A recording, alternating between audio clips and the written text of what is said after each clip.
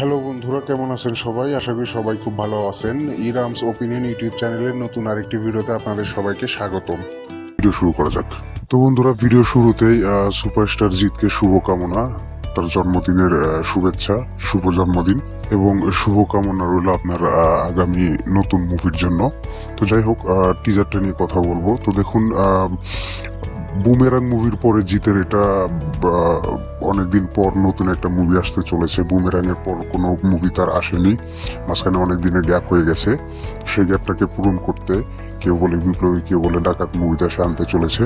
এবং এই যে কেউ বলে বিপ্লবী, কেউ বলে ডাকাত মুভিটা, এই মুভিটা কিন্তু স্বাধীনতা যোদ্ধা যে ছিল, কি নাম ছিল তার, অনন্ত সিংহ, তার জীবনের উপর যে নোবেল রয়েছে, সেই নোবেলের উপর বেস করে মুভিটা তৈরি করা হচ্ছে। তো বন্ধুরা, এই যে আসলে এই ধরনের মুভি, প্যাট্রিয়টিক যে মুভিগুলো রয়েছে, দেশপ্রেমের যে মুভিগুলো রয়েছে, বা ডাকাতরা যারা সংগ্রাম করে মানুষের ভালো করছে, যেরকম দেব কিছুদিন আগে একটা করেছে রঘু ডাকাত বলে, বা এরকম একটা মুভি রয়েছে তেলেগু সুপারস্টার রবি তেজার, টাইগার নাগেশ্বর রাও। তো এই টাইপের মুভি কিন্তু আগেও হয়েছে, কিন্তু এই যে মুভিটা, কেউ বলে বিপ্লবী, কেউ বলে ডাকাত, এটা যে টিজারটা এসেছে, এর আগে যখন অ্যানাউন্সমেন্ট ভিডিও এসেছিল তখন দেখেছিলাম যে এটার জন্য কিরকম পরিশ্রম করছে, প্রস্থেটিক মেকআপ লাগাচ্ছে। তো এই যে বিষয়গুলো, এই বিষয়গুলো দেখে কিন্তু তারপরে সে লাগতে পারে, অনেকে বলবে সেটা থেকে ইন্সপায়ার্ড, সেটার কপি ওরকম লাগতে পারে, কিন্তু আসলে কিন্তু আমার কাছে কিন্তু মনে হয় না যে সেটা থেকে ইন্সপায়ার্ড বা সেটা থেকে কোনো কপি করা হয়েছে। এটা কিন্তু ব্যতিক্রমী লাগছে।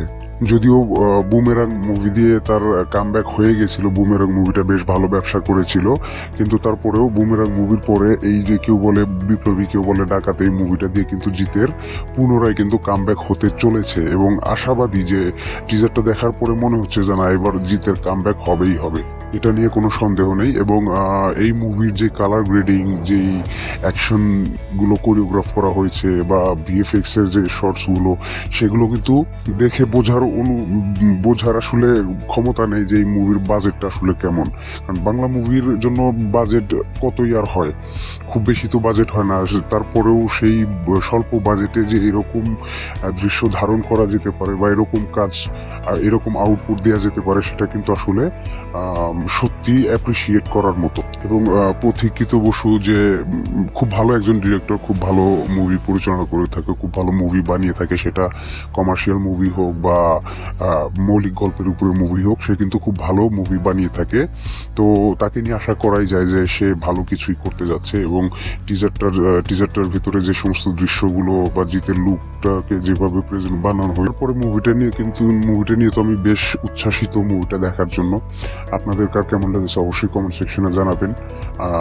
আমার ভিডিওটা নিয়ে কার কি মন্তব্য, সেটাও কমেন্ট সেকশনে জানাবেন। ভিডিও ভালো লাগলে লাইক করবেন, শেয়ার করবেন এবং চ্যানেলটিকে অবশ্যই সাবস্ক্রাইব করবেন। কথা হবে পরের ভিডিওতে, সে পর্যন্ত ভালো থাকবেন।